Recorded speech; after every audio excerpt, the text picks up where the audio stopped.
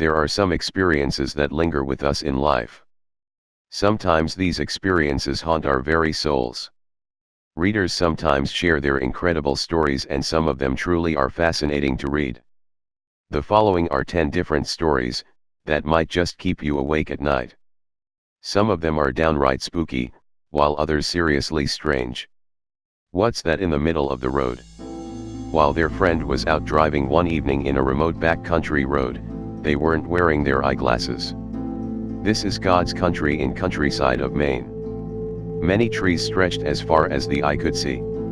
This person's friend fell into a daze, and as they continued down the road, they noticed something ahead on the road.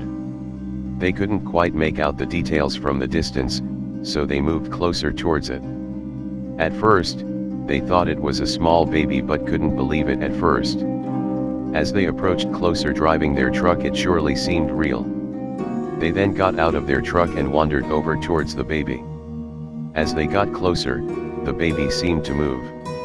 Looking carefully, they then noticed this baby being pulled by a string. It then dawned on them, this isn't a real baby but a baby doll being dragged slowly with a string. Their heart dropped, as they were seriously scared. Immediately, they got the hell out of there. Mysterious room behind the mirror. A number of years went by, as my mother had an often disturbing recurring nightmare. You must understand, there is a mirror at the end of the room where my parents' bedroom is. This particular mirror faces towards my parents' bed. It seems unreal, but the mirror itself would at times turn transparent. After this, a man would suddenly appear behind it. One day, while redecorating, my parents removed the mirror out from behind the wall. To their surprise, they found a hole behind it. Inside of this opening was a small empty room which eerily led to nowhere. They are still freaked out about this today. Voices from the back seat. My girlfriend and I were out driving during the late night hours of Waco, Texas. There didn't seem to be anyone around as the roads all appeared to be deserted. It was quiet that night, no cars around either. Everything seemed fairly normal, until we noticed someone standing on the corner. I then heard a man's voice whisper to me, "You're going the wrong way." Oddly enough, I was driving the wrong way. I decided to turn around, making a U-turn. After this, the road took me towards the main highway. My girlfriend looked over at me and I then asked her if she heard the voice too. She was scared and then burst into tears saying that she heard the voice as well. My girlfriend wondered if she was starting to go insane. We both thought we were. Little girl in the well. While I couldn't believe her at first, my wife told me about what happened to her when she was just 6 years old. One day, she fell into a deep well, by an old farmhouse where she grew up. It was almost impossible for her to have climbed out, as she was small and just a little girl at the time. Of course she was scared and didn't know what to do. While overwhelmed, she recalls hearing a girl's voice telling her not to worry. The same voice that she heard told her to look for larger stones that were pushed out just enough for her to grab a hold of. The voice once again told her to climb and be brave. Incredibly, she made it out by herself, or did she? As it turns out, she told her mother about what happened. She learned that years ago, another little girl had drowned in this very same well. Why did I enter that old house? Several years ago, I was out for a jog with my dog.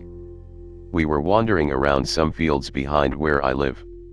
As my dog and I continued to explore together, we came upon what appeared to be an abandoned home. It was large, perhaps considered an old mansion. From what I learned about it, this place had been abandoned for around 20 years. There was a wealthy guy who owned the place, but lost his money, so a bank took it over. Anyway, I decided to take a look around. Whatever had happened, it looked like someone had left the place in a hurry. It was pretty cleared out, there wasn't much furniture or much of anything left behind. When I returned home, I took a shower. After this, I went to the kitchen to make myself a sandwich. To my surprise, I looked down and noticed a note on the table, and this is what it read: "You come into my house, I come into your house. Immediately, I was freaked out about this. I went and got my dog and got out of the house. After contacting the police about this, they told me likely it wasn't anything to worry about. They insisted it was a squatter who had followed me home. I thought to myself, I didn't remember seeing anyone around when I came back. Was this the work of a ghost or some kind of prank? I will never again go back to that old house again. Mysterious burning matches. Both my dad and I used to live in a house where strange things seemed to happen. I recall curtains moving without any breeze, things moved from where you once put them and more. To date, I feel like we were being haunted by some kind of poltergeist. These things happening were not normal and would make anyone feel uncomfortable. It wasn't until one day, when things took a turn for the worst. My stepmother and I were alone one day in the house, when I started smelling something that was burning. Most anyone knows what matches smell like when struck, and this was the exact same type of smell. Both of us started smelling this, as it seemed more and more intense. We wandered through the house trying to pinpoint where this was coming from. To our surprise, we found out that it was coming from inside the pantry. A pile of burnt matches around 10 inches wide and 3 inches high were burning. There was no way either of us were over there, as we both were watching a movie together. Oddly enough, it was a horror movie. So, who knows? We believe that this was no accident, and how the matches were burning was truly quite strange. We could only imagine, if this had happened later in the early morning hours, maybe someone could have been hurt or worse. Fed up with this, my parents and I moved away months later. Ghost on the gun range. I used to work on a gun range, where people pay to target practice, shooting to hone their skills. As one might expect, there are some rough characters that come through here. They would be considered the ones who wear the "Don't Tread on Me" shirts or decals on their vehicles. I always try to keep my wits about me and pay close attention to things happening like this. While working there at the gun range, there were windows you could see through, as people practiced shooting their guns. It wasn't until one day, when I noticed a lady inside of the range. I didn't even see her come in. At first, I didn't pay much attention to her and didn't think much about it. I thought she had a right to be there like anyone else. I went on about my business. The entire thing happened again several weeks later. Somehow, I kept missing her enter the shooting range. This happened several more times, before learning about a lady who rented a gun, walked into the range and shot herself in the head. It seems that I've seen an actual ghost. I no longer work at the gun range for obvious reasons. Crashing green curtains. Before my uncle was married to my aunt, he had lived with his previous wife and their 2 children. It was sad, but his previous wife died rather suddenly from a terminal illness. This lady was a kind person and nice to everyone that came her way. However, she couldn't stand these long flowing green curtains that draped throughout their living room. Quite often, she would apologize to guests who came over to their house. In many different conversations, she would mention just how much she despised these hideous green curtains. It was unclear to me why my uncle never got rid of these curtains. Maybe they couldn't afford to, or it was some other reason, like not being able to find some new ones that they both liked. The green curtains remained behind.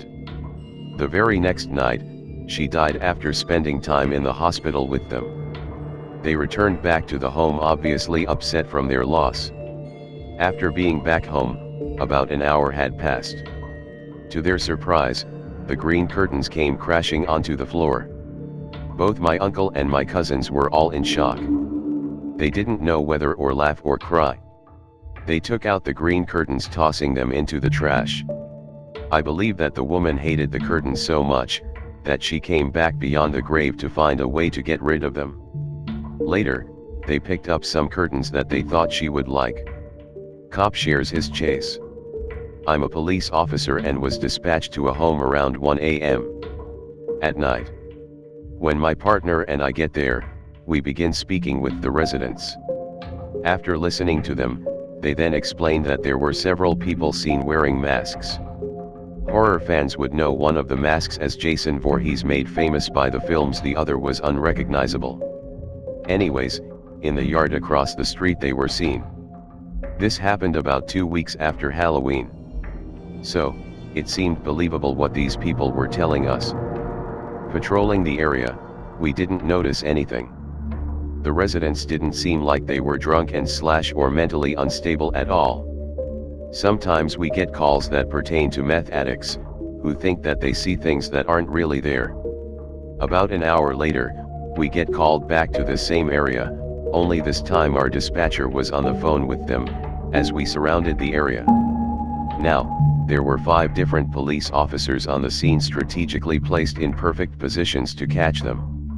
Dispatch explains to us that the prowlers in masks were in the next yard over from where I'm positioned. It was located right next to a shed. I give verbally a warning and bang on the shed door they are suspected to be inside of. I open up the doors and inside it's empty. Checking things over, there is nothing to be found. There were no trap doors of any kind or no other means of escape for the suspects. Wandering around with the other officers on the scene, we couldn't find anyone around. The only thing heard was someone making a shhh quiet type sound. Then afterwards, these both suspects waved towards the other officers. It was reported by the other officers that they went inside of the same shed I was next to. Again, I checked around with nobody around to be seen. Something strange happened upon that night. It was likely unexplained. This was a situation that I cannot logically explain. It seems like these 2 characters were either ghosts or something else entirely. Unexplained glitched existence. It happened last summer, when my friends from high school would frequent our favorite amusement park. Like anything else, it was a fairly typical day for us. We decided to ride a few rides until we met up with a good friend of ours. After this, we decided to spend the rest of the day all together, until the amusement park would close. On this same day, my friend had a big party going that I wasn't able to make it to. So, when I arrived back home, I went to check my Facebook account. It was then when things got weird. The same friend we spent time with at the amusement park had attended the party that we missed out on. I couldn't believe it. This made no sense. How could they be in 2 different places at once?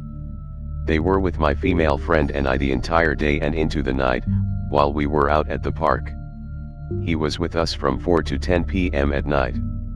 However, he was also at the party from 4 o'clock to midnight. After a few days passed, I then asked him if he remembers being at the amusement park with us. My heart sank into my chest, as he said no, he didn't. He didn't remember being at the park at all. What happened that day still creeps me out. I am still trying to reach some kind of conclusion of what exactly happened on that day.